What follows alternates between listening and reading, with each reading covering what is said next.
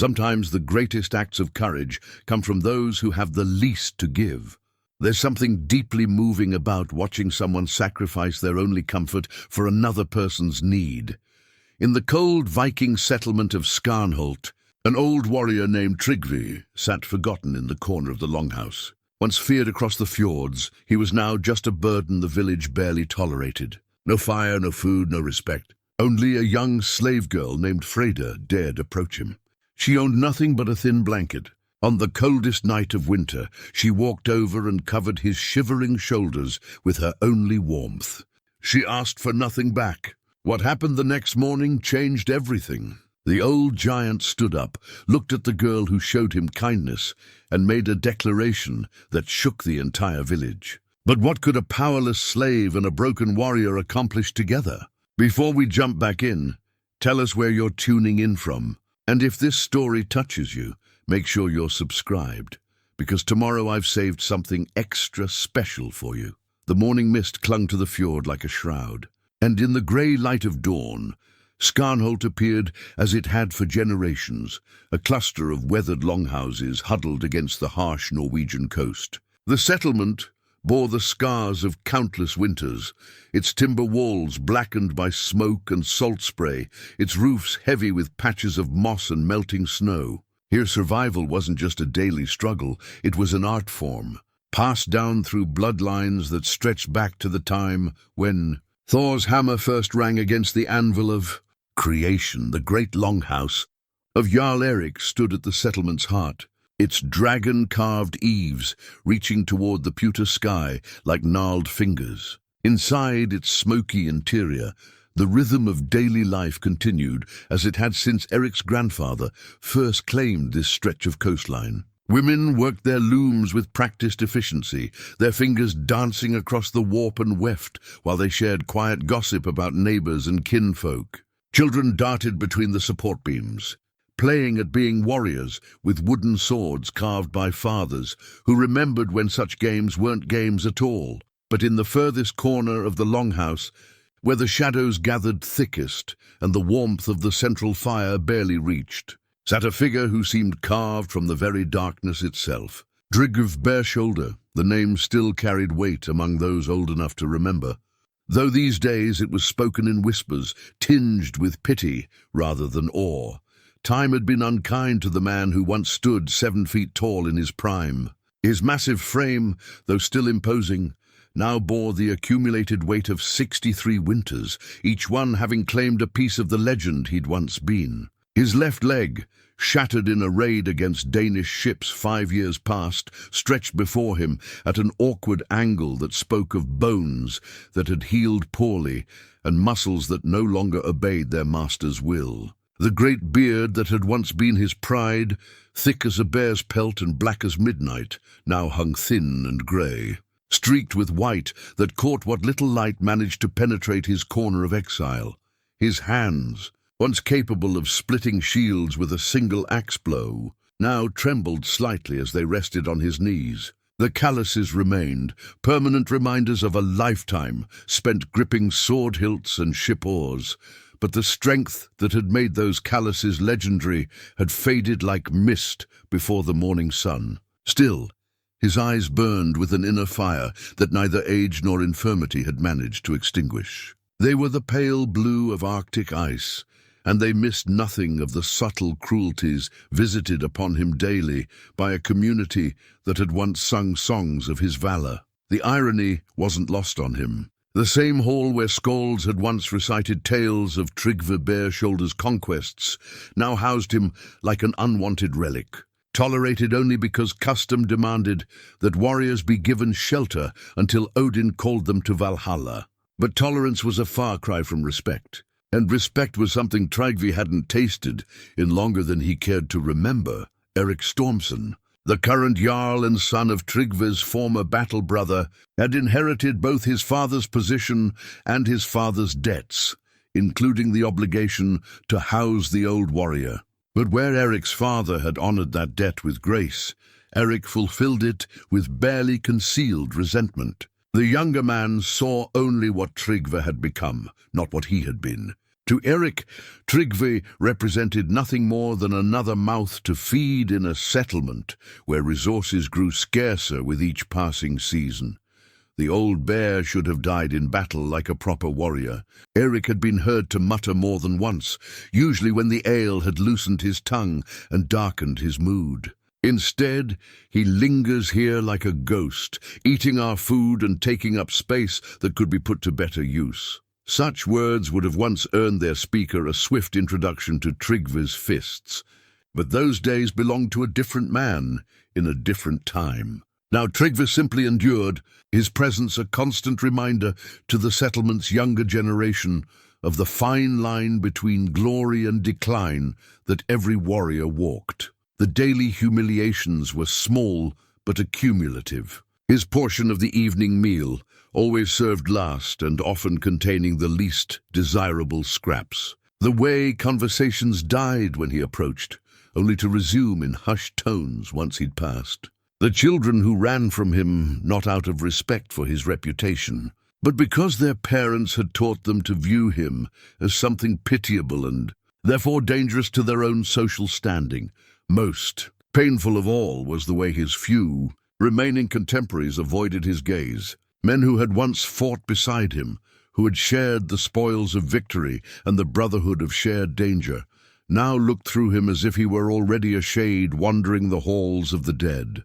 They feared that his fate might be contagious, that acknowledging him might somehow invite the gods to visit similar decline upon their own twilight years. Into this world of subtle cruelties and calculated neglect came Freyda.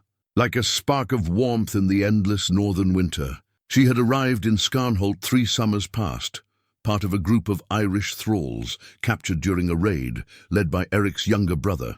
While her fellow captives had been distributed among the settlement's households according to their skills and value, Freyda had drawn perhaps the harshest lot of all, assignment to the communal duties that nobody wanted to claim. She cleaned the longhouse's dirtiest corners, hauled water from the well in the pre-dawn darkness, and tended to tasks that were considered too menial even for most slaves. At 19, she possessed a quiet dignity that neither her circumstances nor her captors had managed to break. Her auburn hair, when not hidden beneath a rough woolen cap, caught the firelight like burnished copper. Her green eyes held depths that spoke of an inner life rich with thoughts and dreams that her bondage couldn't touch. Unlike the Norse women who had been raised to view hierarchy as natural and immutable, Freyda carried herself with a subtle defiance that manifested not in rebellion, but in the simple refusal to let her circumstances define her worth. She performed her duties without complaint, but she did so with a grace that transformed even the most degrading tasks into something approaching dignity. It was this quality that had first caught Trygve's attention. While others in the settlement saw only another Irish slave, useful for labor but otherwise beneath notice, Trygve recognized something familiar in her bearing. She carried herself like someone who had once known better circumstances, who remembered what it felt like to walk with her head held high. In that recognition, he found an unexpected kinship. Their first interaction had been brief and seemingly insignificant. Freyda had been scrubbing the longhouse floor near his corner when her bucket had tipped, sending dirty water cascading toward his feet. She had immediately begun apologizing in her accented Norse, scrambling to clean the mess while clearly expecting punishment for her clumsiness. But Trygve had simply moved his good leg aside and said quietly, "No harm done, child. The floor has seen worse than a bit of spilled water." The kindness in his voice, the first she'd heard directed toward her since her arrival, had caused her to look up in surprise. Their eyes had met for just a moment, and in that brief exchange, something unspoken had passed between them.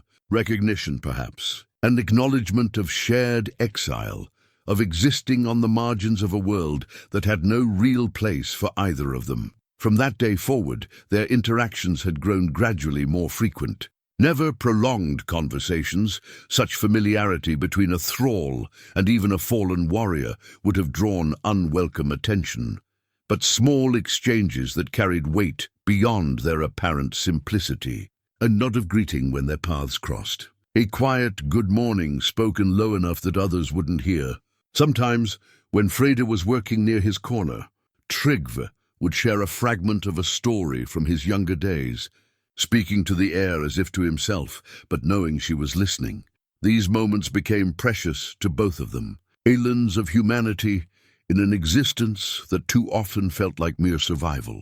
For Trygve, they represented proof that he was still seen as a person rather than just a burden. For Freyda, they offered glimpses of a larger world beyond the confines of her bondage, stories of far-off places and grand adventures that fed her spirit when her body was weary from endless labor.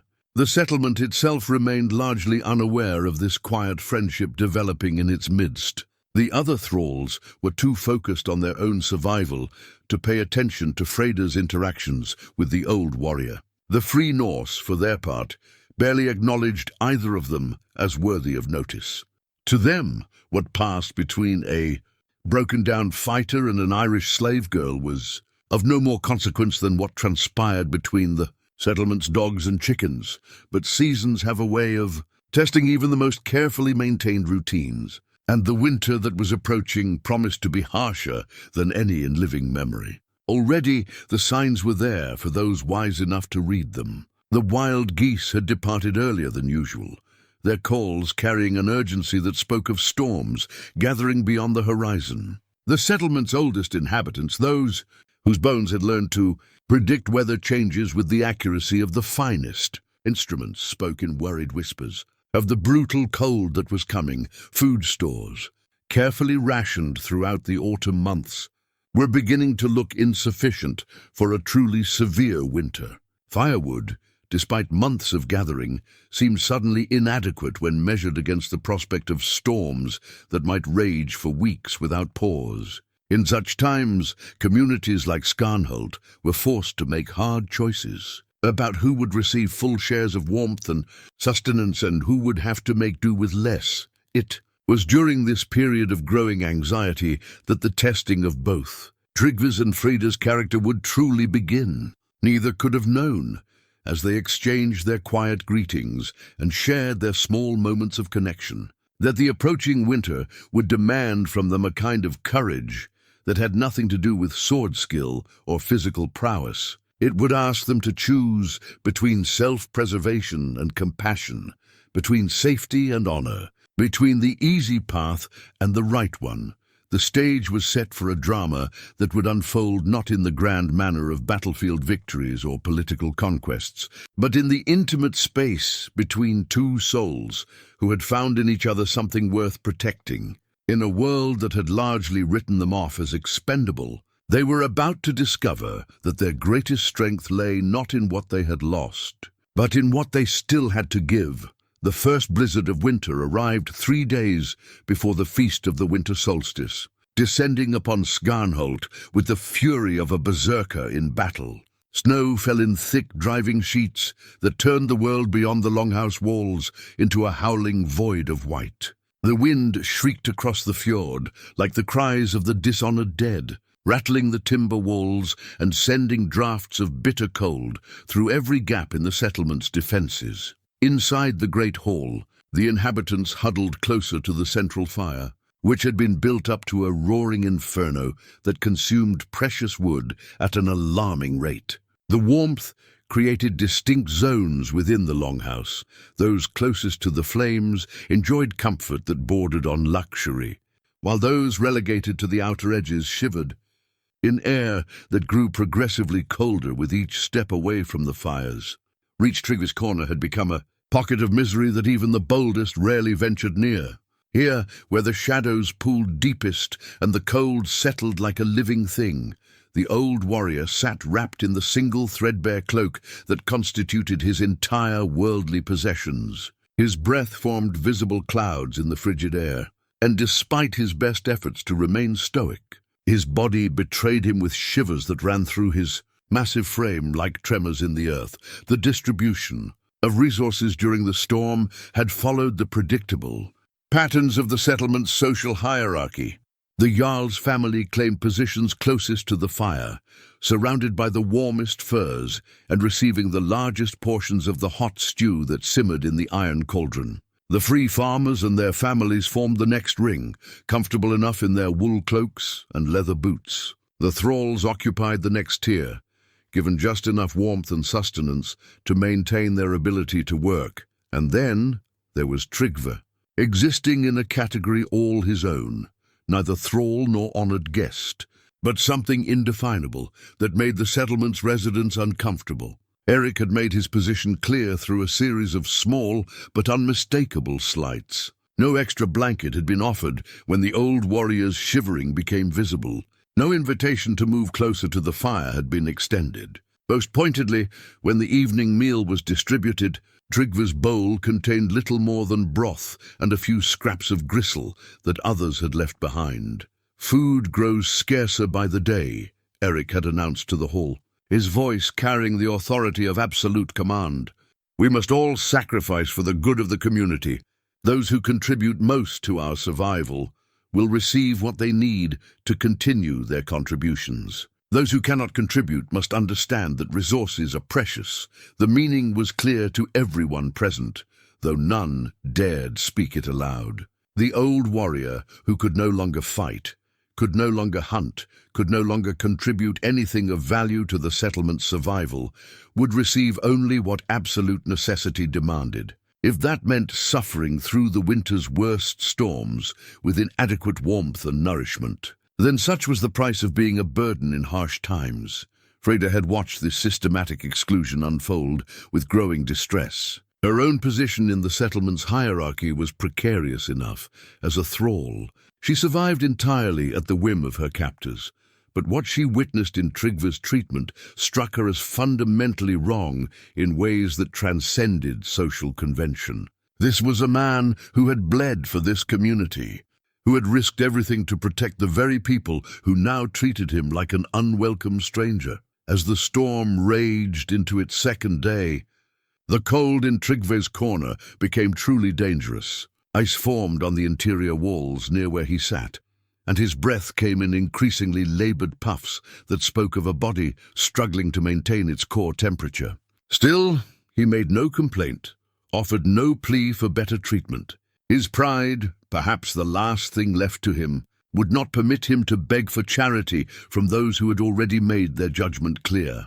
It was during the darkest hour before dawn, on the storm's third day, that Freyda made her decision. She had been lying on the thin straw pallet that served as her bed, wrapped in the single woolen blanket that represented her only protection against the cold. Around her, the other thralls slept fitfully, their bodies pressed close together for warmth, in the manner of people who had learned to find comfort wherever it could be discovered. But sleep eluded her as she listened to the storm's continued assault on the longhouse and thought about the old warrior shivering alone in his corner. She had seen him throughout the evening, sitting upright because lying down on the frozen floor was impossible. His great hands pressed together and tucked beneath his arms in a futile attempt to preserve warmth. His lips had taken on a bluish tinge that spoke of more than mere discomfort. This was the beginning of the kind of cold that killed. The moral calculus was simple, even if the consequences were not. She could remain warm and safe in her own small space, preserving the one comfort she possessed in a life largely devoid of comforts. Or she could act on the conviction that some things mattered more than personal survival, that watching a good man suffer when she had the power to ease that suffering was not something she could live with. Rising silently from her pallet, Freyda gathered her blanket around her shoulders and began the careful journey across the darkened longhouse. The floorboards creaked softly beneath her feet, but the sound was lost beneath the storm's howling and the deep breathing of sleeping bodies. She moved like a shadow through shadows, navigating by memory and a faint glow of the banked fire's embers.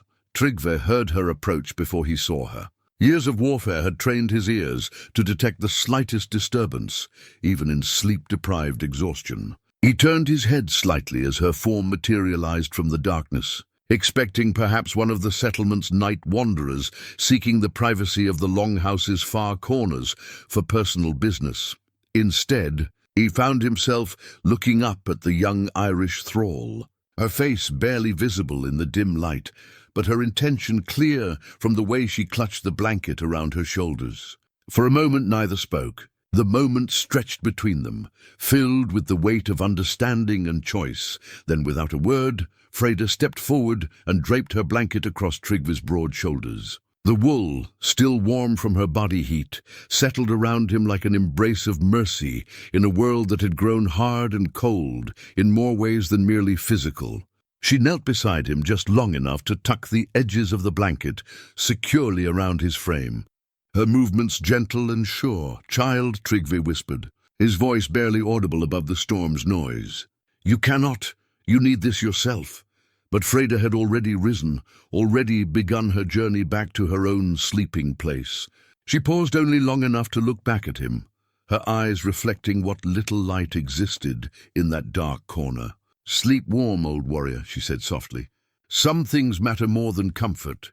And then she was gone, leaving Trygve alone with her gift and the overwhelming realization that someone, this slip of a girl with nothing to her name but the clothes on her back, had seen fit to sacrifice her only comfort for his welfare. The blanket's warmth began to seep into his chilled bones, but the warmth spreading through his chest had nothing to do with wool or body heat. It came from the recognition that he had not been forgotten, that his worth as a human being had been acknowledged by someone who had every reason to think only of her own survival. As Freyda settled back onto her straw pallet, now with only her thin dress for protection against the cold, she felt no regret for her choice. The physical discomfort was immediate and sharp.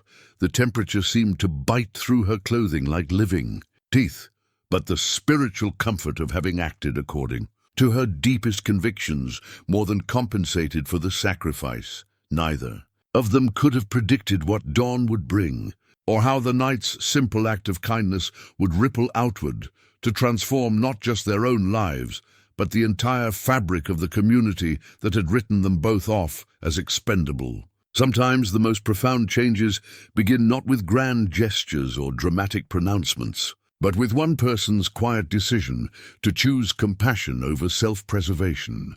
Dawn came reluctantly to Skarnholt, filtered through the grey curtain of spent storm clouds that hung low over the fjord. The blizzard had finally exhausted itself during the night, leaving behind a world transformed by snow so deep that it reached the windows of the longhouse and turned familiar landmarks into mysterious white mounds. The silence that followed the storm's fury felt almost sacred, broken only by the occasional groan of timber settling under its burden of ice and snow.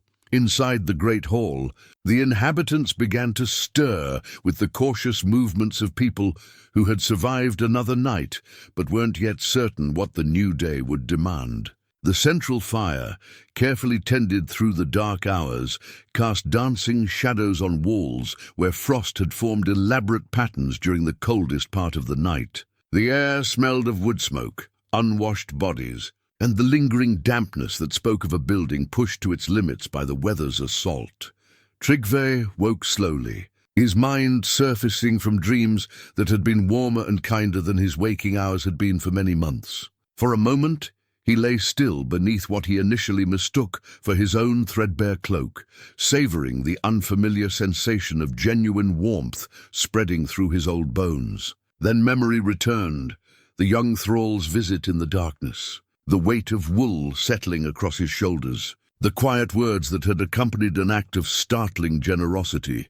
He sat up carefully, his injured leg protesting the movement with its usual sharp reminder of past battles, and examined the blanket that had saved him from what might have been a fatal night. The wool was rough but sturdy, woven in the simple pattern that marked it as thrall's clothing. Yet as he ran his weathered fingers across its surface, it felt more precious than the finest furs he had ever claimed as spoils of war. The realization of what Freyda had sacrificed struck him with surprising force. He had lived through enough harsh winters to understand the life-or-death importance of warm covering during the brutal cold. For her to surrender her only protection, a girl who had no champion, no one to speak for her if she sickened or died from exposure, spoke to a kind of courage that had nothing to do with battlefield valor and everything to do with moral strength. Across the longhouse, Freyda was already moving about her morning duties, despite having endured a night of brutal cold, with only her thin dress for protection. Her lips held a blue tinge that spoke of how close she had come to serious harm, and her movements carried the careful precision of someone whose muscles had been stiffened by prolonged exposure to freezing temperatures. Yet she worked without complaint, hauling water from the well that had somehow remained unfrozen and beginning the endless task of clearing snow from pathways around the settlement. Trygve watched her through eyes that saw her clearly for perhaps the first time. He had always recognized her dignity, her quiet strength, but now he understood that these qualities ran deeper than he had imagined. This was not merely a girl, making the best of difficult circumstances. This was someone possessed of a moral courage that put most warriors to shame. The morning meal was distributed, according to the same hierarchies that had governed the previous evening. But Trygve found himself unable to focus on his meager portion of thin porridge and day-old bread. Instead, his attention remained fixed on the young woman who moved among the settlement's residents like a ghost, visible but somehow overlooked by those she served. When Freyda passed near his corner while sweeping the floor, Trygve spoke quietly, his voice pitched low enough that only she could hear. "You need this back," he said, beginning to remove the blanket from his shoulders. She paused in her work, not looking directly at him, but clearly listening. "It's yours now," she replied simply. "I gave it freely. Child, you'll freeze without it. The winter is far from over." For the first time that morning, she met his eyes directly. What he saw there surprised him, not the resignation he expected, but a quiet determination that reminded him of veteran warriors before crucial battles. "I've survived worse," she said, "and you needed it more than I did last night." The simple truth of her statement left him momentarily speechless. She was right, of course. Without her intervention, he might not have lived to see this dawn. But the implications of her sacrifice extended far beyond a single night's survival. She had chosen to save him not because she expected reward or recognition, but simply because it was the right thing to do. As Freyda moved away to continue her duties, Trygve found himself wrestling with emotions he hadn't experienced in years. Gratitude, certainly, but something deeper as well. A sense of obligation that had nothing to do with debt and everything to do with recognizing genuine worth in another human being. This girl, dismissed by the settlement as merely another piece of property, had demonstrated more nobility in a single gesture than most of the freeborn residents showed in their entire lives. The morning brought visitors to the longhouse, neighbors checking on each other after the storm, sharing news of damage and comparing notes on how their food stores and firewood supplies had weathered the crisis. The conversations carried the careful undertones of people assessing their community's chances of surviving what promised to be a particularly harsh winter. Eric Stormson held court near the central fire, accepting reports from his subordinates and making decisions about resource allocation and storm damage repair. His bearing carried the confidence of a leader who had successfully guided his people through another crisis, though those close enough to observe carefully might have noticed the way his eyes occasionally drifted toward the settlement's food stores with poorly concealed concern. "The storm cost us more than we can easily afford," Eric confided to his closest advisors. 3 roof collapses that will need immediate repair, and we've burned nearly a week's worth of firewood in 3 days. If this winter continues as it's begun, we'll need to make harder choices about who receives full rations. The implications of this statement were clear to everyone within hearing. In times of genuine scarcity, communities like Skarnholt had to prioritize survival of the most essential members. The very young and very old, the sick and injured. those who could no longer contribute meaningfully to the settlement's survival. These individuals became expendable when resources grew too scarce to support everyone. Trygve understood these calculations as well as anyone. He had participated in similar discussions during his years as a war leader, had made the hard choices that kept fighting men alive at the expense of those who could not fight. The logic was brutal but undeniable. In truly desperate circumstances, sentiment became a luxury that could doom an entire community. But something had changed in him during the night. Freyda's act of selfless generosity had awakened feelings and thoughts that he had believed were buried with his warrior's pride. The girl's willingness to sacrifice for him, not because of what he had been, but simply because of what he was. A fellow human being in need had reminded him that there were forms of strength that had nothing to do with sword arms and everything to do with moral courage. As he sat in his corner, still wrapped in her blanket, Trygve began to form the first tentative outlines of a plan that would either redeem them both or destroy what little security they still possessed. The days following the great storm settled into a pattern that revealed the true depth of Skarnholt's winter crisis. Each morning brought fresh evidence of the settlement's struggle. Families huddled closer together for warmth, conversations that died abruptly when resource allocation was mentioned, and the gradual but unmistakable reduction in meal portions that spoke of stores running dangerously low. Trygve found himself observing these changes with eyes sharpened by his new perspective on the settlement's social dynamics. Where once he had accepted his exclusion as an inevitable consequence of his diminished status, he now saw the calculated cruelty in how the community's leaders managed scarcity. Resources weren't simply distributed according to need or even contribution. They were weaponized, used to reinforce hierarchies and punish those who had fallen from favor. Freyda's situation had grown noticeably worse since her act of charity. Without her blanket, she was forced to work in conditions that would have challenged even the hardiest freeborn residents. Her duties required her to venture outside regularly, hauling water, gathering what firewood could be found, clearing snow from pathways that seemed to fill again as quickly as she could empty them. Each time she returned from these excursions, her lips were blue with cold, and her movements stiff with the careful precision of someone fighting off hypothermia. Yet she never complained, never showed any sign of regretting her decision to help him. If anything, she seemed to take a quiet pride in her sacrifice, carrying herself with a dignity that her deteriorating physical condition couldn't diminish.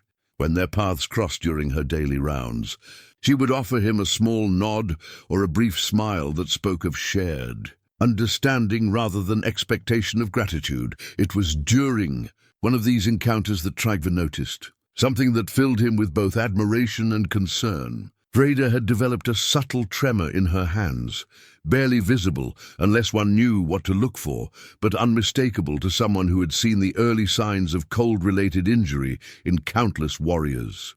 She was reaching the limits of what her body could endure without proper protection from the elements. That realization crystallized a growing resolve that had been building in Trygve's mind since the night she had covered him with her blanket. He could not simply accept her sacrifice without taking action to protect the girl who had shown him such extraordinary kindness. But any attempt to help her would require careful planning. One misstep could result in punishment for both of them that would make their current situation seem comfortable. By comparison, the opportunity he needed came from an unexpected source. Bjorn the blacksmith, one of the few settlement residents who still treated Trygve with a measure of respect, approached him during the afternoon when most others were occupied with their daily tasks.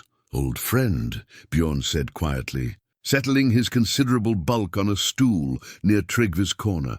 "I have something that might interest you." From beneath his cloak, Bjorn produced a small object wrapped in oiled leather. When he unwrapped it, Trygve's breath caught in his throat. Lying in the blacksmith's weathered palm was a silver armband, intricately worked with the knotwork patterns that marked it as a piece of considerable value. More importantly, Trygve recognized it immediately. "My payment from the raid on Lindisfarne," he said softly. "I thought it was lost when my sea chest was raided after I was injured." Bjorn nodded grimly. "Eric's men took most of your possessions when they moved you from the warriors' quarters to this corner. They claimed it was to pay for your upkeep, but we both know the truth of that. I managed to save this piece, told them it was payment for metalwork I'd done for you. The armband represented more than mere silver. It was a tangible link to Trygve's past glory, proof of valor in battle against the monastery that had yielded some of the richest spoils of his raiding career. In practical terms, it was worth enough to purchase winter provisions for several people, or to secure better accommodations and treatment within the settlement's social structure. "Why bring this to me now?" Trygve asked, though he suspected he already knew the answer. "Because I've watched what's happening to you both," Bjorn replied, his voice carrying the weight of a man who had made a difficult decision. "That Irish girl saved your life, and now she's paying for it with her own. It's not right, and we both know it. This armband could change things for both of you if you're clever about how you use it." Trygve studied the silver piece, his mind racing through possibilities and their potential consequences. The armband's value was significant, but its true power lay in what it represented. Proof that he was not entirely without resources. Evidence that his past service had earned him something more substantial than mere charity. "What do you propose?" he asked carefully. Bjorn leaned closer, lowering his voice to barely above a whisper. "Eric's been struggling with the food shortage, but he's too proud to admit it publicly. If you were to approach him privately, offer to contribute this armband toward purchasing additional supplies from the trading post at Hedeby, he might be willing to negotiate better treatment for both you and the girl. Frame it as a gesture of loyalty to the settlement, not as payment for personal comfort." The plan carried risks. If Eric chose to simply confiscate the armband without offering anything in return, Trygve would have lost his only leverage and potentially made their situations worse. But if approached correctly, the gesture might appeal to the Jarl's practical nature and his desire to solve the settlement's resource problems without appearing weak. "There's something else," Bjorn continued.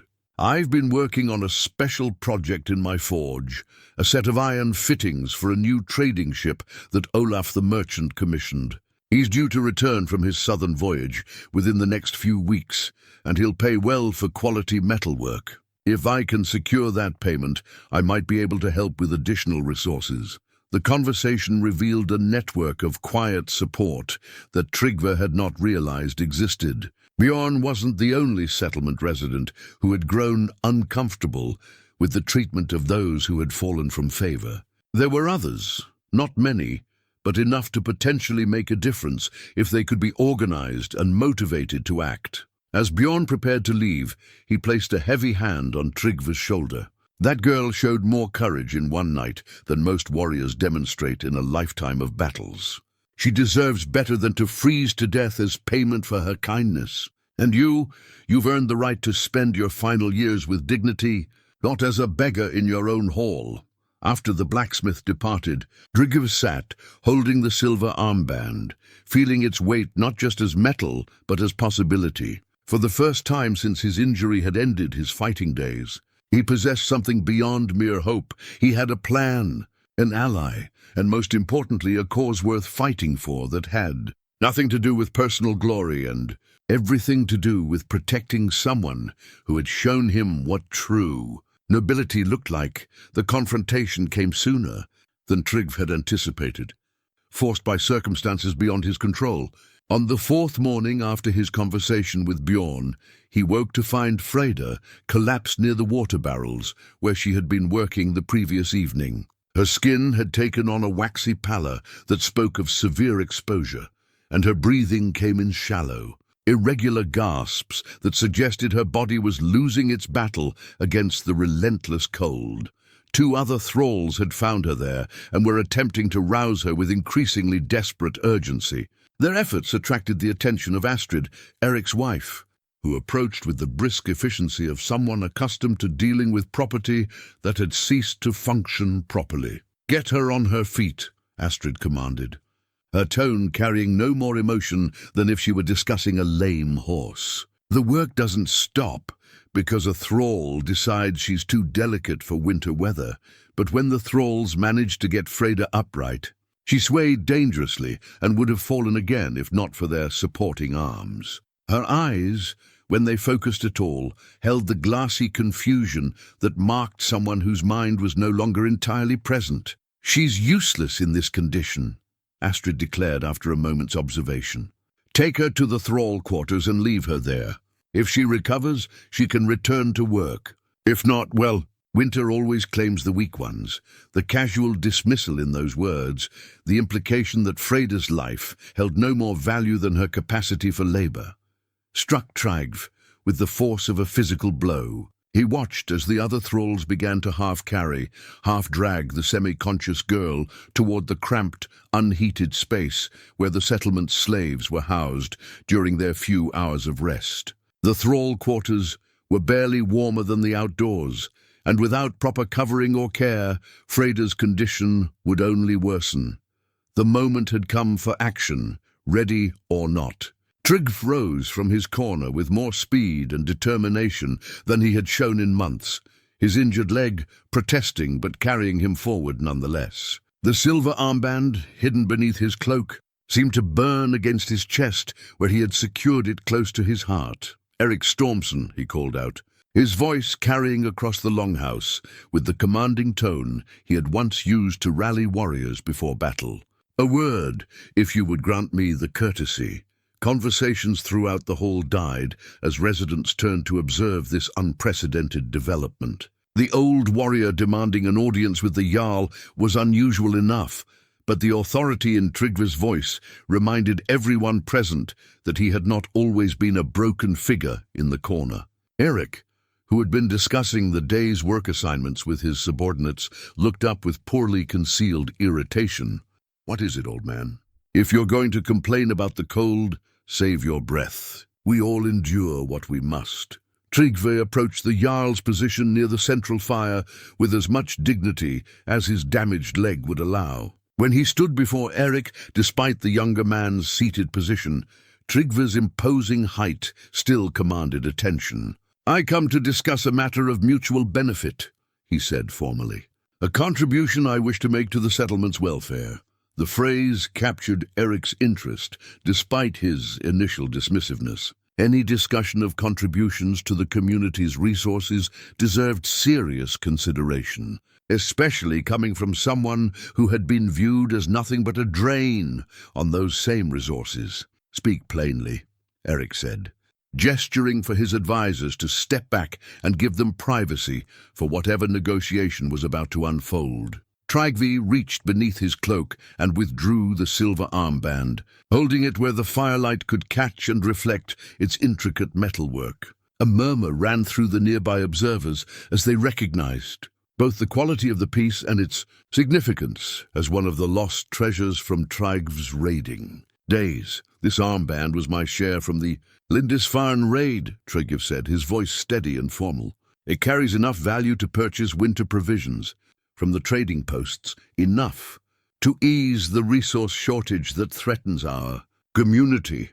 Eric's eyes fixed on the silver with the intense focus of a man who understood exactly what was being offered. The armband's value would indeed be substantial, possibly enough to purchase the additional supplies that could make the difference between a community that merely survived the winter and one that endured it with relative comfort. "And what do you ask in return for this generous contribution?" Eric asked, his tone suggesting he already suspected the answer would involve personal benefit for the old warrior. "Two things," Trygve replied. "First, that the Irish thrall be moved to warmer quarters and given proper covering for her duties. She has served this settlement faithfully, and her current condition serves no one's interests, not even practical ones." The request was carefully phrased to appeal to Eric's pragmatic nature rather than his compassion. A dead or permanently disabled thrall represented lost labor and wasted resources, while a healthy one could continue contributing to the settlement's needs. And the second thing, Eric prompted, that she be transferred to my service specifically. I require assistance with daily tasks that my injury makes difficult, and she has proven herself capable of such work. In return, I will take responsibility for her welfare and ensure she remains productive. This was the crucial element of Trygve's plan. By framing Freyda's transfer as a practical arrangement that would benefit the settlement while relieving the community of responsibility for her care, he hoped to secure not just her immediate safety, but her long-term protection under his direct guardianship. Eric studied the armband for a long moment, weighing the immediate benefits against the precedent such an agreement might establish. Around them, the longhouse's residents watched with the fascination of people witnessing a negotiation that could reshape their understanding of the settlement's social dynamics. "You offer valuable consideration," Eric admitted finally. "But what assurance do I have that this arrangement will truly benefit the settlement? A half-dead thrall under the protection of a warrior past his fighting days might simply become two burdens instead of one." The challenge was direct and public, requiring a response that would either establish Trygve's credibility as a valuable community member or confirm his status as a charity case who had overreached his position. Trygve drew himself up to his full imposing height, and for a moment the shadows of his legendary past seemed to gather around him like a cloak of authority. "I offer my oath as a warrior and my service to this settlement for whatever contributions I can still make. The girl will be productive, healthy, and properly managed. In return, you gain resources we desperately need and remove a burden from the community's daily concerns." The formal language and dignified bearing reminded everyone present that they were negotiating with Trygve Bareshoulder, not just an aging invalid, but a man whose name had once struck fear into enemies across the northern seas. The transformation was subtle but unmistakable, and it shifted the entire dynamic of the conversation. Eric's response would determine not just Freyda's immediate fate, but whether Trygve could reclaim enough respect and authority to protect them both through the trials that winter still held in store. The silence that followed Trygve's formal proposal stretched taut as a bowstring. Eric weighed the silver armband in his palm, its substantial weight a tangible reminder of the resources it represented. Around them, the settlement's residents had drawn closer, drawn by the unprecedented spectacle of the old warrior standing before their jarl as an equal rather than a supplicant. Finally, Eric set the armband on the wooden table beside his chair with deliberate ceremony. "Your offer has merit, Trygve Bareshoulder," he said, using the old warrior's full name for the first time in years. "But the girl's condition troubles me. What use is a thrall who collapses from cold? How do I know this arrangement won't simply burden you with caring for an invalid?" The question carried a trap that Trygve recognized immediately. If he admitted Freyda's current weakness, Eric could refuse the deal and potentially confiscate the armband anyway. But if he understated her condition, he risked Eric discovering the truth later and feeling deceived. "The girl is strong," Trygve replied carefully. "Her current condition results from inadequate protection during exceptional weather. Provide proper covering and shelter, and she will recover quickly. I stake my reputation on this assessment." From across the hall, Bjorn the blacksmith stepped forward with the measured pace of someone who had made a crucial decision. "If I may speak, Jarl Eric," he said formally, "I can vouch for both the girl's capabilities and Trygve's judgment in this matter. I have observed her work, and she possesses both strength and dedication when properly equipped for her duties." The blacksmith's intervention carried significant weight. Bjorn was respected throughout the settlement for his practical skills and honest dealings. His endorsement transformed Trygve's proposal from the desperate plea of an old man into a business arrangement backed by credible witnesses. Eric studied both men for a long moment, then shifted his gaze to where Freyda still leaned heavily against the supporting thralls. Even in her weakened state, something in her bearing, the way she held her head upright despite her obvious distress, suggested reserves of strength. That harsh circumstances had temporarily depleted rather than permanently broken. Very well, Eric declared at last. I accept your terms, Trygve Bareshoulder. The thrall is transferred to your service, and you will be given quarters more suitable to your new responsibilities. But understand this, if either of you proves a burden to this settlement, the arrangement ends immediately and permanently.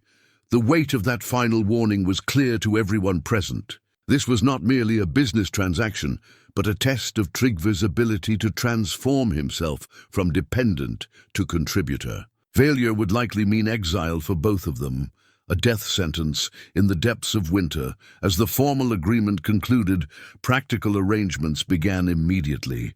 Astrid, despite her earlier dismissal of Freyda's condition, now approached with the efficiency of someone implementing her husband's decisions.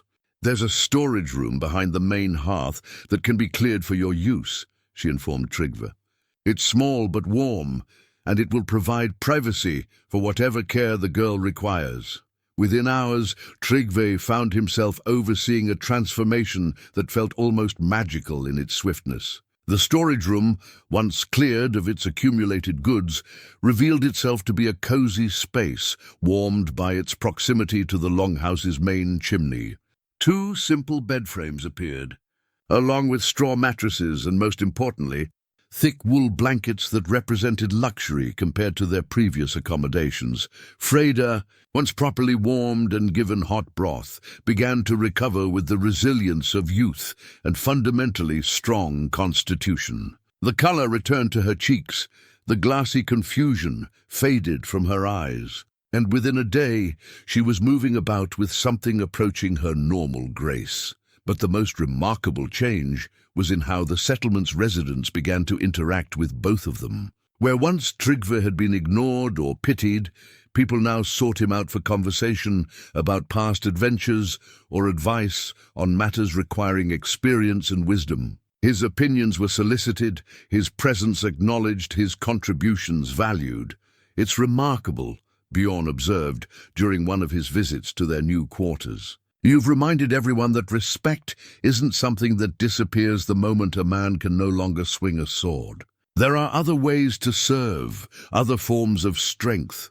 Freyda, for her part, adapted to her new circumstances with quiet gratitude, no longer required to perform the most menial tasks for the entire settlement. She now served as Trygve's personal attendant, helping him with duties made difficult by his injury, managing their small household, and gradually taking on responsibilities that utilized her intelligence as well as her labor.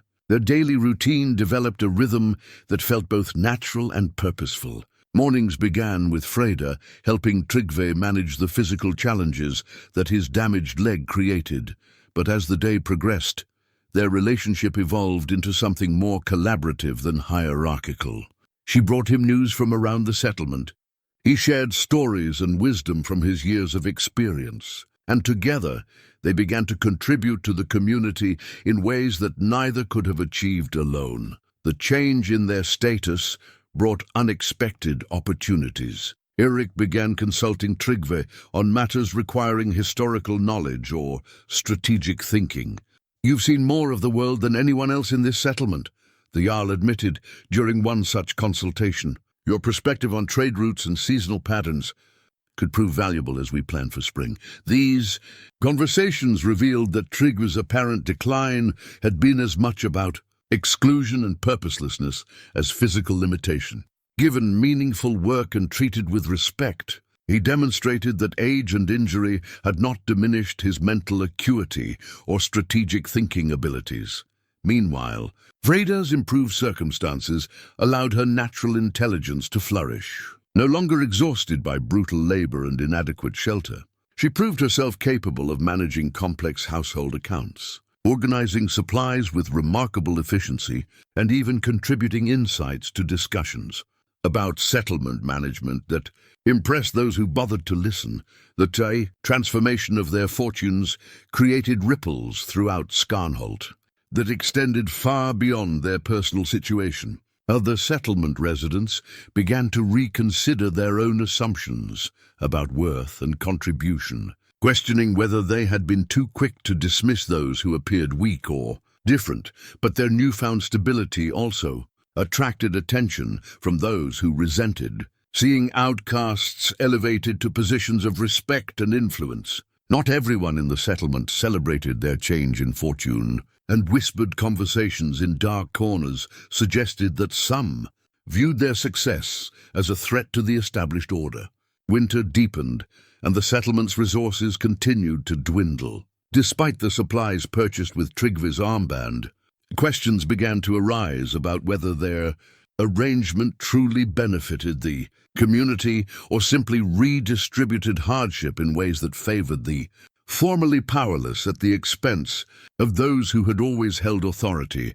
The revelation came on a morning when the winter sun hung low and pale above the snow-covered fjord, casting long shadows that seemed to stretch across more than just the frozen ground. Freyda had been helping Trygve organize the collection of tools and personal items that had gradually accumulated in their quarters, when her fingers brushed against something unexpected sewn into the lining of his old sea chest. "What's this?" she asked, her voice carrying the careful tone of someone who had learned not to assume they had the right to examine their master's possessions without permission. Trygve looked up from the carved wooden figurine he had been examining, a small representation of Thor that had served as his personal talisman during countless raids. "What have you found?"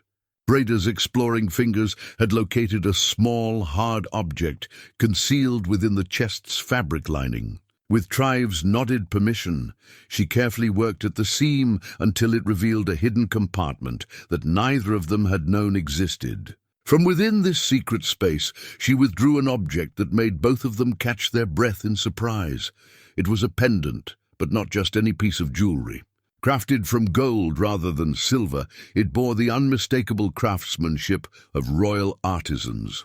The central design featured a complex knot pattern surrounding what appeared to be a representation of Odin's eight-legged horse, Sleipnir, but worked with a level of detail and precious materials that spoke of commissioning by someone of extraordinary importance. More significantly, the pendant's reverse side bore runic inscriptions that Trygve could barely make out in the dim light of their quarters. As his weathered fingers traced the ancient symbols, his expression gradually transformed from curiosity to amazement to something approaching awe. "This cannot be," he whispered, holding the pendant closer to the light filtering through their small window. "But the markings are unmistakable." Freyda waited patiently while Trygve studied the artifact, her intuition telling her that whatever he was discovering would prove significant beyond their personal circumstances. The old warrior's face cycled through a range of emotions that she had never seen him display: confusion, recognition, and finally a kind of wonder that suggested he was seeing his own past in an entirely new light. "Freyda," he said finally, his voice carrying a weight that made her lean closer. "Do you know what this is?" She shook her head, studying the beautiful but mysterious object that seemed too valuable for a simple warrior to possess. "This is a pendant of royal recognition," Trygve continued slowly, as if speaking the words would make their implications more real. "It bears the personal seal of King Harald Fairhair himself. But more than that, the inscription identifies the bearer as someone who has performed service so exceptional that it grants not just royal favor, but blood kinship with the royal house." The statement hung in the air between them like a physical presence. Freyda understood enough about Norse society to recognize that such an honor was virtually unprecedented. Kings did not casually adopt warriors into their bloodlines, regardless of their service or valor. "How did you come to possess such a thing?" she asked carefully.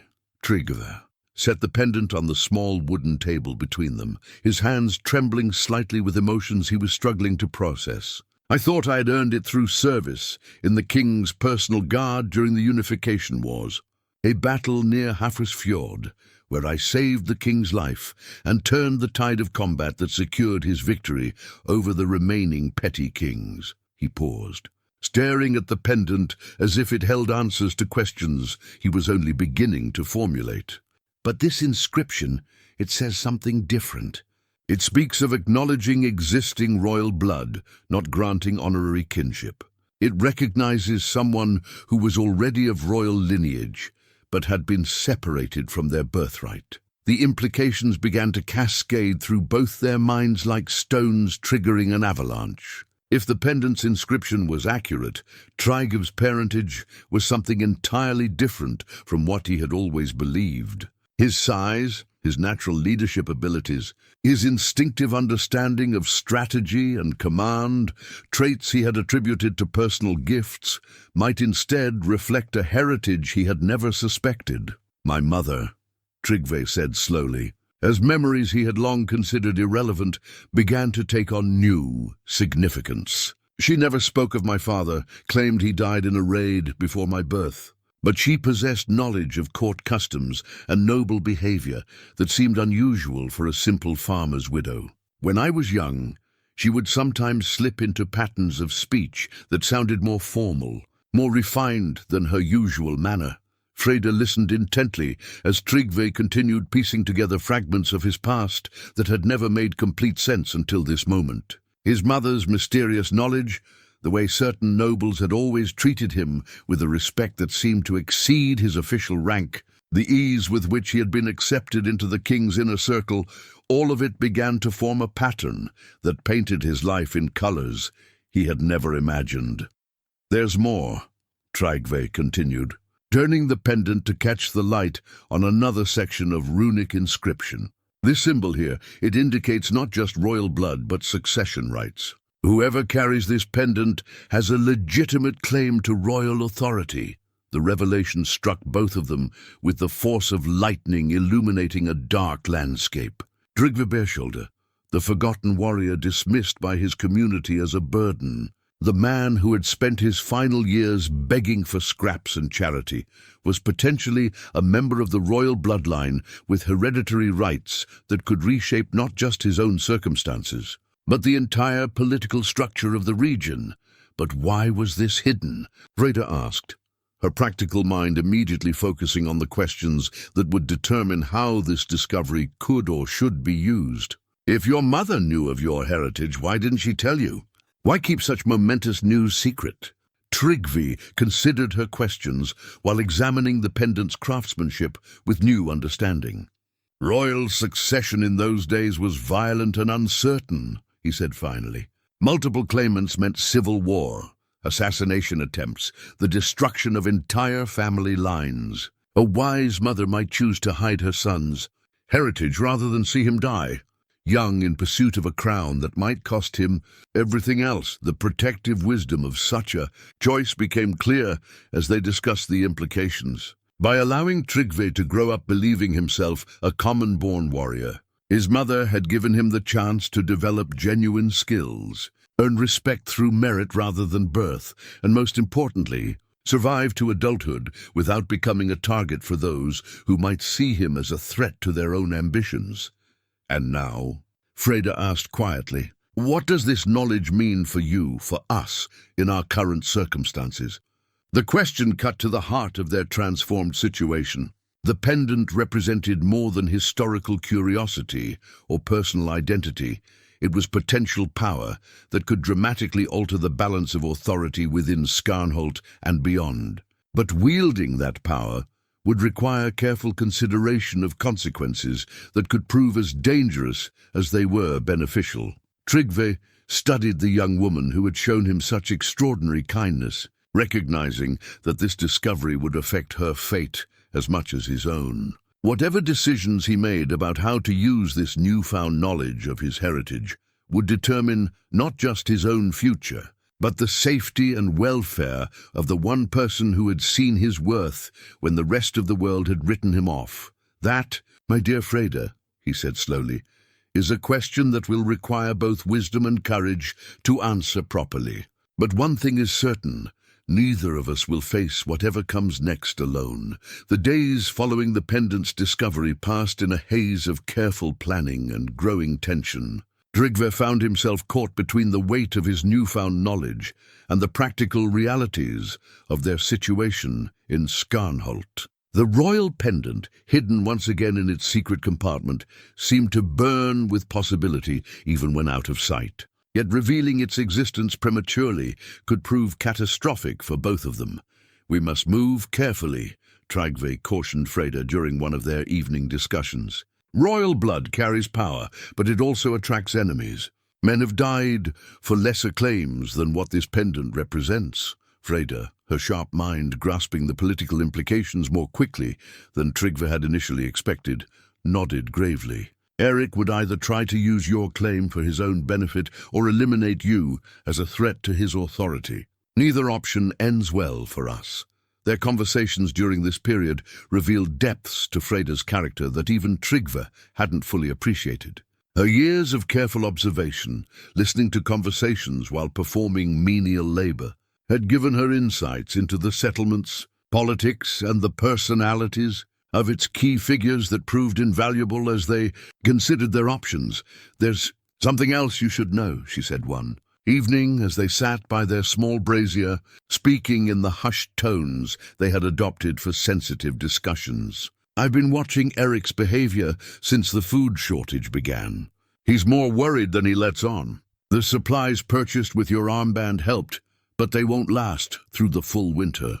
He's been sending scouts to locate other settlements that might trade, but the reports haven't been encouraging.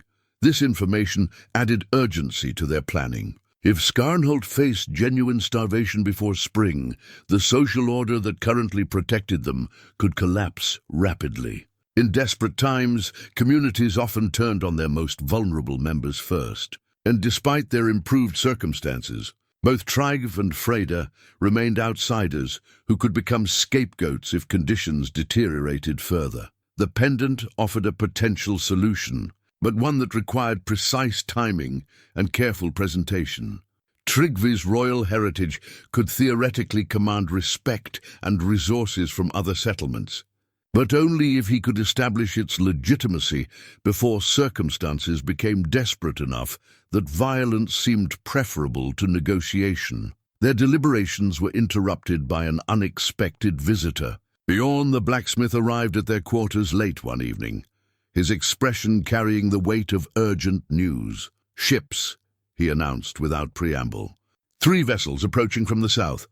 They'll reach our harbor by tomorrow morning, and their banners suggest they're not traders." The news sent a chill through both Trygve and Freyda that had nothing to do with the winter cold. Unannounced ships in winter could mean raiders, desperate refugees seeking shelter, or political envoys carrying demands that the settlement might not be prepared to meet. "What banners do they fly?" Trygve asked, his warrior's instincts immediately focusing on the tactical implications. "That's what troubles me," Bjorn replied. "I recognize the markings from my younger days when I traveled more widely. Unless I'm mistaken, those ships belong to Magnus the Red, Harald Fairhair's nephew. He's been consolidating power in the southern fjords, claiming authority over settlements that owe allegiance to the crown." The revelation hit Trygve like a physical blow. Magnus the Red was known throughout Norway as a ruthless enforcer of royal authority, someone who viewed local autonomy as a personal insult to his family's legacy. His arrival at Skarnholt could not be coincidental. He had come for a specific purpose, and that purpose likely involved either demanding tribute or asserting direct control over the settlement. "Eric doesn't know about this yet?" Trygve asked. "I came to you first," Bjorn admitted. "Something about Magnus's timing feels deliberate. We're weakened by winter, isolated and vulnerable. If he's come to demand submission to royal authority, he's chosen his moment perfectly." Freyda had remained silent during this exchange, but now she leaned forward with the intensity of someone who had recognized a crucial connection. "This could be the opportunity we've been waiting for," she said quietly. "If Magnus represents royal authority, then revealing your heritage might carry more weight than it would under normal circumstances." The logic was sound but dangerous. Confronting Magnus with claims of royal kinship would either elevate Trygve to a position of unprecedented authority or mark him for immediate execution as a pretender to the throne. There would be no middle ground, no opportunity to withdraw the claim once it had been made. "There's another consideration," Trygve said slowly. "If Magnus has come to assert royal control over this region, then revealing my heritage doesn't just affect my own standing. It potentially challenges his authority directly. Royal succession rights could make me a rival rather than an ally. The implications created a web of possibilities that grew more complex the more they examined them.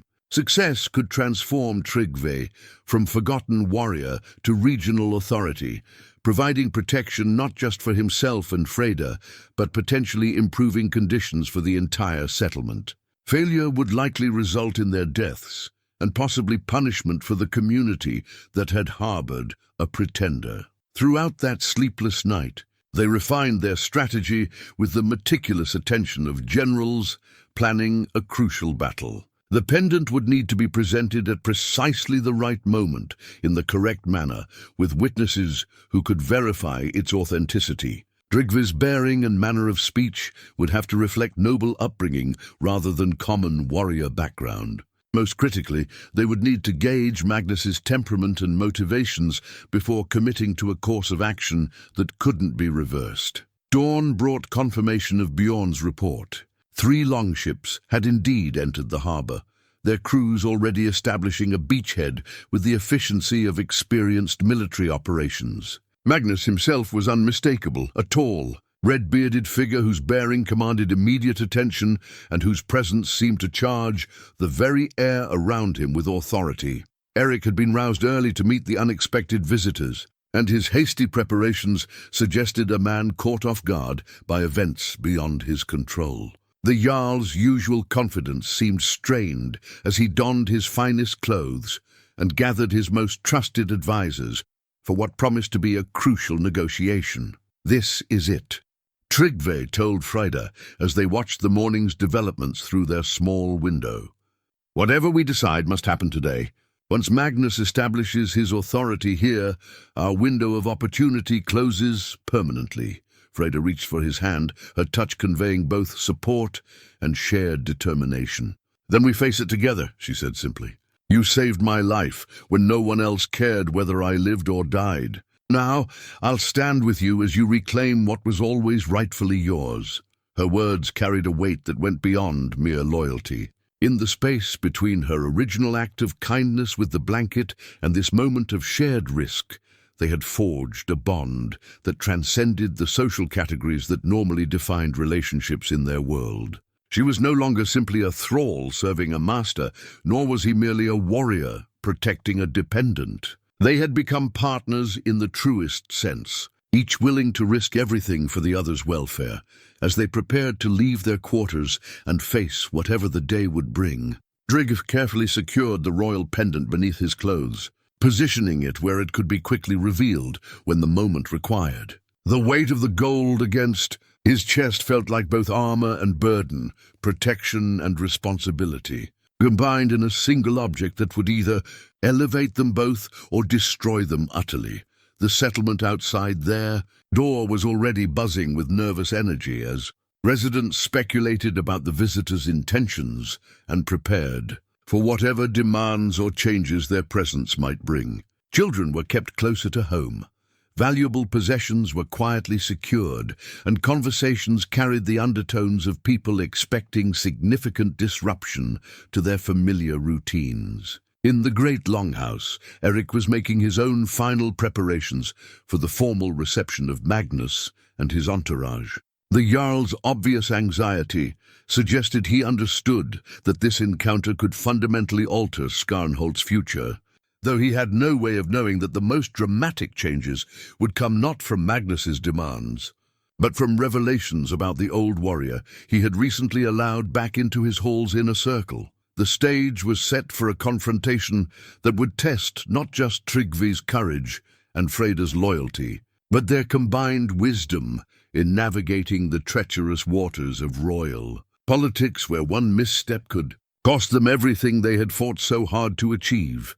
The formal reception began with all the ceremony that Skarnholt could muster on short notice. Eric had arranged for his finest tapestries to be displayed throughout the great hall, and the central fire had been built up to a roaring blaze that cast dancing shadows on walls, hung with weapons and shields that spoke of the settlement's martial heritage. The residents gathered in careful ranks according to their social status, creating a living display of the community's hierarchy for their royal visitors. Inspection. Magnus the Red entered, with the commanding presence of someone accustomed to having entire rooms reorganize themselves around his arrival. His scarlet cloak, trimmed with ermine and secured by a golden brooch bearing the royal arms, marked him as unmistakably noble even before his retinue of armed warriors filed in behind him. His pale eyes swept the assembled crowd with the calculating gaze of a predator, assessing potential threats and opportunities.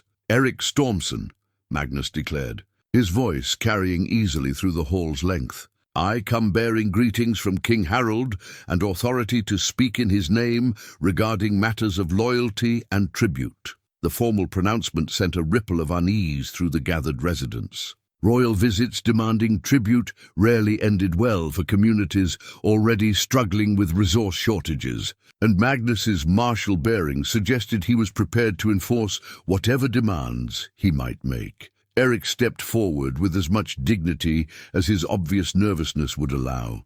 "You honor us with your presence, my lord. Skarnholt has always been loyal to the crown, and we stand ready to demonstrate that loyalty in whatever manner you require." "Loyalty," Magnus repeated, his tone suggesting he found the concept more complex than Eric's simple declaration implied. "A fine word, but one that requires demonstration rather than mere proclamation. I have come because reports have reached the king regarding settlements in this region that have grown too comfortable with independence, too casual about their obligations to royal authority."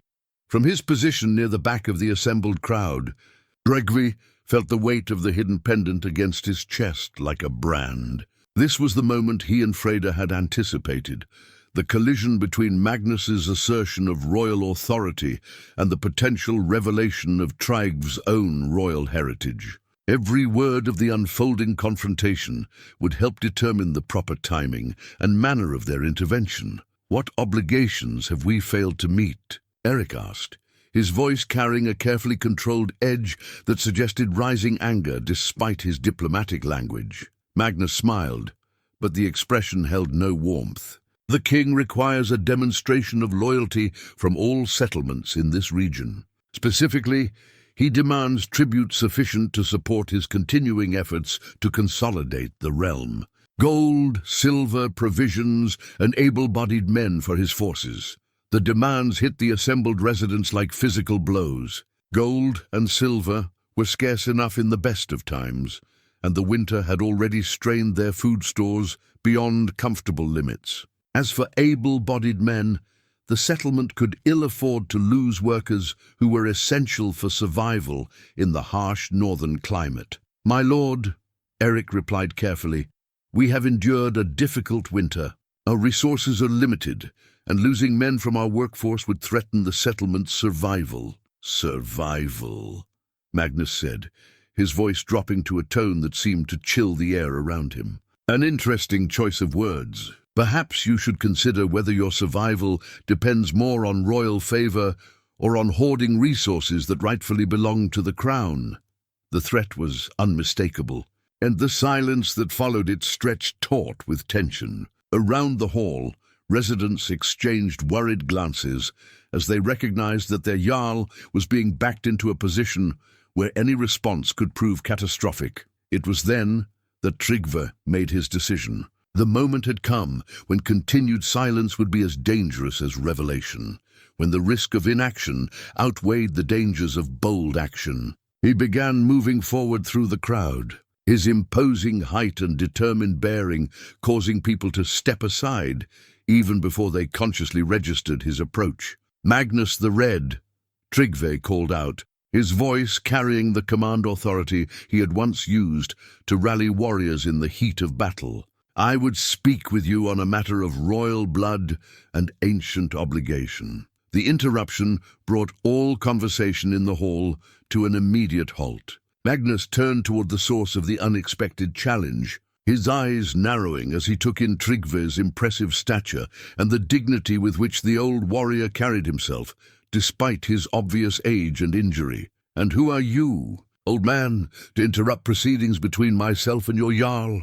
Magnus demanded, his hand moving instinctively toward the sword at his side. Trygve drew himself up to his full, imposing height, and in that moment the shadows of his legendary past seemed to gather around him like a cloak of authority. The transformation was subtle but unmistakable. This was no longer merely an aging warrior seeking charity, but a man whose bearing spoke of nobility and command earned through blood and valor. "I am Trygve Bare-Shoulder," he replied, his voice resonating with quiet dignity. "And I carry with me proof of royal heritage that demands recognition under the ancient laws of succession and kinship." The words hung in the air like a thunderclap, and Magnus's expression shifted from irritation to intense interest as he recognized that the morning's routine assertion of authority had just become something far more complex and potentially dangerous. The silence that followed Trygve's declaration stretched like a bowstring drawn to its breaking point. Magnus studied the old warrior with the calculating gaze of a man who had learned to recognize both genuine threats and desperate bluffs. Around them, the assembled residents of Skarnholt held their collective breath, understanding that they were witnessing a moment that would reshape their world, regardless of its outcome. "Royal heritage," Magnus repeated slowly, his voice carrying a mixture of skepticism and genuine curiosity. "Those are dangerous words, old man. Men have died for lesser claims than what you seem to be suggesting." Trygve met Magnus's stare without flinching, his weathered hand steady as he reached beneath his cloak. "I make no claims lightly, my lord. What I carry was given to me by your own uncle, King Harald Fairhair, in recognition of blood that flows in my veins." From its hidden compartment, Trygve withdrew the golden pendant, holding it where the firelight could catch its intricate metalwork and reveal the unmistakable craftsmanship of royal artisans. The collective intake of breath from the assembled crowd was audible as they recognized the quality and significance of the artifact. Magnus stepped closer, his expression transforming from skepticism to intense scrutiny as he examined the pendant's design. His familiarity with royal regalia was evident in the way his eyes traced the specific patterns and symbols that marked it as authentic rather than cleverly crafted forgery. "May I?" Magnus asked, extending his hand with a courtesy that acknowledged the potential legitimacy of what he was seeing. Trygve placed the pendant in Magnus's palm, watching as the younger man turned it to examine both the face and the runic inscriptions on its reverse. The silence stretched as Magnus studied the artifact with the expertise of someone who had grown up surrounded by such symbols of royal authority. "The workmanship is genuine," Magnus admitted finally, his voice carrying a note of surprise. "This was indeed crafted by the king's personal goldsmiths. And these runes—" He paused, tracing the ancient symbols with one finger. "They speak of blood acknowledgement, not honorary kinship." The distinction was crucial, and everyone present who understood the implications recognized that Magnus had just confirmed the pendant's authenticity. This was not a reward for exceptional service, but recognition of existing royal blood that had somehow remained hidden until circumstances demanded its revelation. "How did you come by this?" Magnus asked, his manner now carrying the careful respect of someone addressing a potential equal rather than dismissing a presumptuous commoner. Trygve's response carried the weight of a man finally able to speak truths that had been hidden for a lifetime. "My mother carried secrets about my parentage that she took to her grave. Only now, in my twilight years, have I discovered the full truth of my heritage. The pendant was hidden in my possessions, waiting for a moment when its revelation might serve justice rather than merely personal ambition."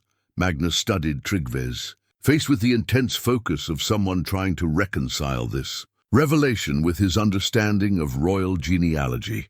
If what this pendant claims is true, then you are not merely of royal blood. You carry succession rights that could challenge existing authority. The words hung in the air like a sword poised to fall.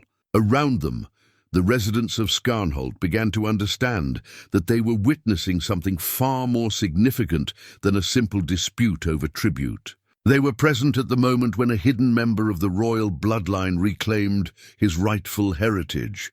"I challenge no one's rightful authority," Trygve replied carefully. "I seek only recognition of what has always been true, and protection for those who have shown me loyalty and kindness when I had nothing to offer in return." His eyes found Freyda in the crowd, and the look that passed between them carried all the weight of their shared journey from desperation to hope.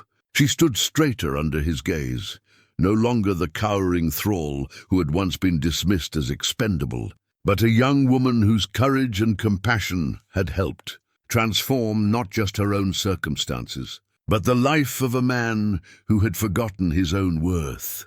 Magnus followed Trygve's gaze and seemed to understand something of the dynamics at play. "The girl," he said, his tone carrying new comprehension. "She is the one whose kindness revealed your true nature.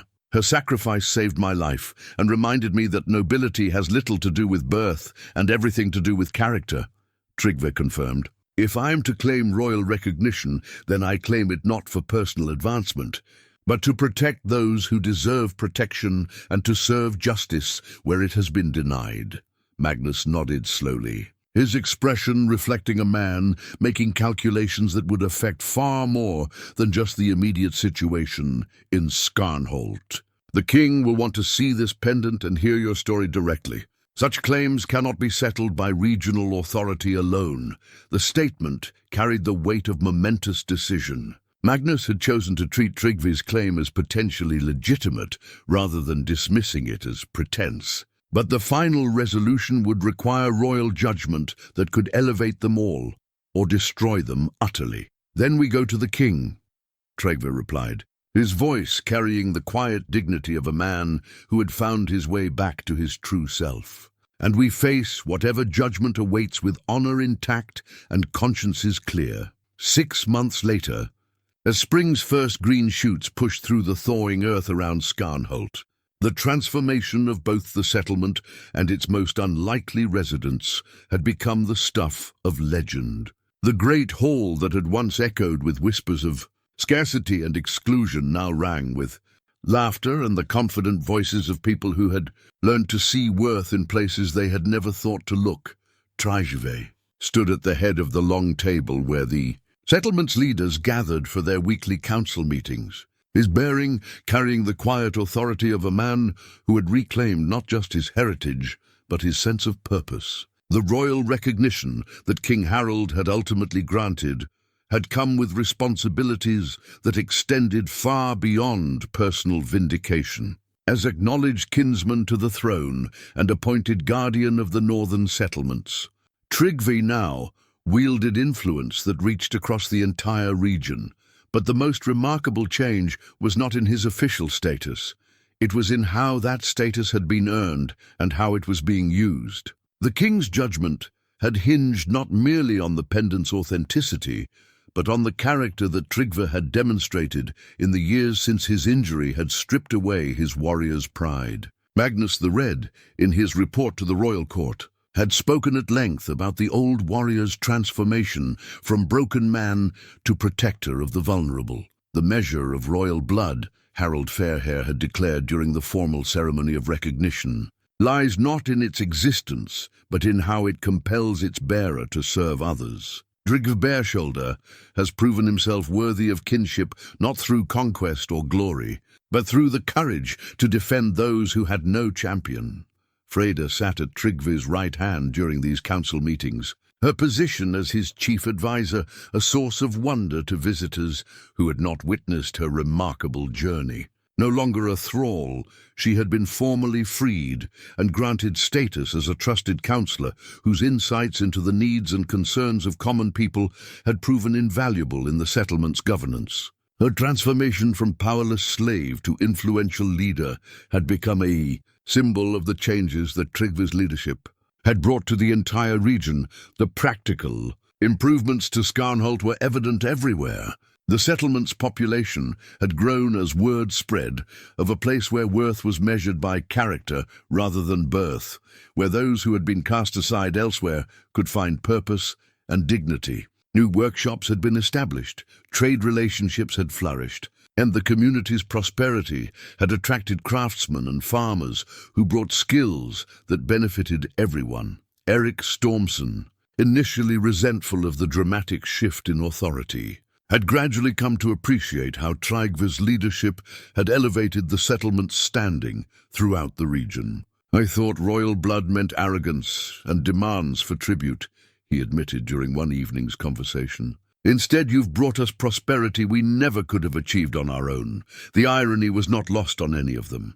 Trygve's greatest strength as a leader came not from his royal heritage, but from the years he had spent experiencing powerlessness and exclusion. His understanding of what it meant to be dismissed and forgotten had made him uniquely qualified to identify and nurture the potential in others who had been similarly overlooked.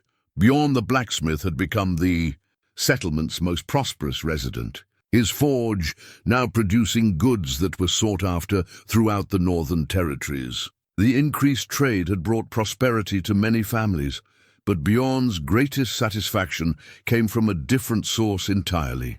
"You've reminded us all that strength isn't something you lose when your sword arm weakens," he told Trygve.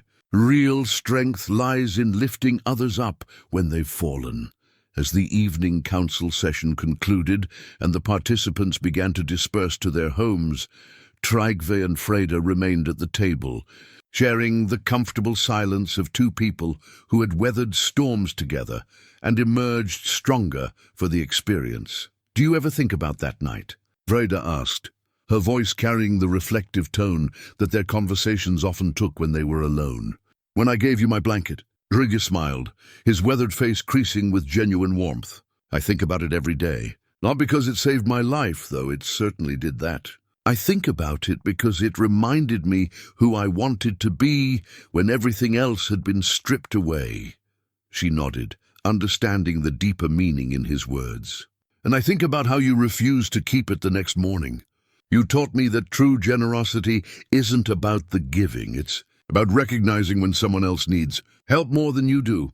Their conversation was interrupted by the arrival of a messenger bearing news from the king's court. The scroll he carried contained an invitation that would take them far from Skarnholt's familiar comforts. Harold Fairhair was requesting their presence at court to help establish new policies for the treatment of thralls and the integration of former outcasts into positions of responsibility throughout the realm. "It seems our work here is only the beginning," Trygve observed as he read the royal summons. "The king wants to spread these ideas to other settlements, other regions."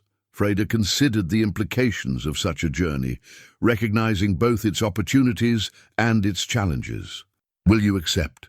Trygve looked around the hall that had been transformed from a place of exclusion and scarcity into a symbol of hope and community. Then he looked at the young woman who had started this entire transformation with a single act of selfless kindness, and his answer came without hesitation. "We will accept," he said firmly. "Together. Because the greatest lessons we've learned can't be contained within one settlement's boundaries. They need to spread wherever people have forgotten that true nobility lies in how we treat those who have nothing to offer us in return." As spring continued its steady advance across the northern landscape, their story had already begun to ripple outward, carrying with it the radical idea that worth wasn't determined by birth or strength, but by the courage to show kindness when kindness required sacrifice, and the wisdom to recognize that sometimes the most powerful thing we can do is to offer our only blanket to someone who needs it more than we do.